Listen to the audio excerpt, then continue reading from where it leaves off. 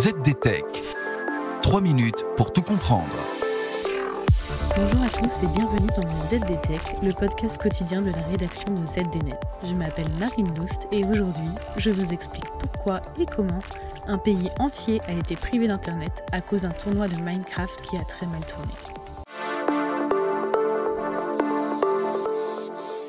Dans Minecraft comme dans Squid Games, tous les coups sont permis, même les cyberattaques.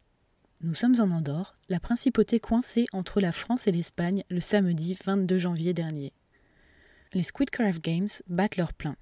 Mais voici qu'une coupure internet tout à fait intentionnelle éjecte plusieurs joueurs de la compétition.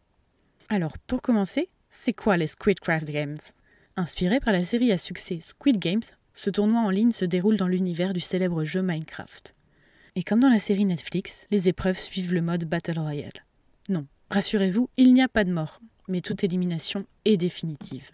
Plus de 150 streamers s'affrontent pour une récompense finale de 100 000 $. L'événement dure 6 jours et plus de 2 millions de spectateurs le suivent sur Twitch. Tous les coups sont permis entre joueurs, même les plus répréhensibles. Suite à l'attaque DDoS qui coupera Andorre d'Internet pendant plusieurs heures, un porte-parole d'Andorra Telecom, le seul et unique opérateur de la principauté, jugera qu'il s'agissait certainement de la plus grande attaque informatique subie par son pays. Jugez plutôt, les flux de DDoS dirigés contre Andorre ont atteint 10 gigabits par seconde. Plus de 3 millions de machines, situées dans plus de 50 pays différents, auraient été utilisées pour mettre hors service le réseau. Si l'attaque n'a pas été revendiquée, son timing semble indiquer que les compétiteurs andorrans étaient les cibles véritables de cette attaque. Le but ? Saturer l'internet du pays pour les éjecter de la compétition. Et ça a marché.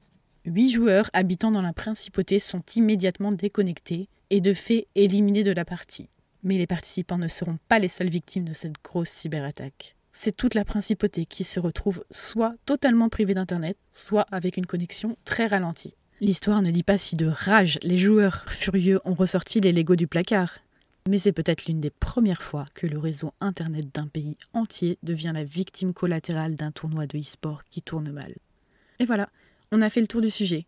Pour en savoir plus, rendez-vous sur zdnet.fr et retrouvez tous les jours un nouvel épisode du ZDTech sur vos plateformes de podcast préférées. ZDTech. 3 minutes pour tout comprendre.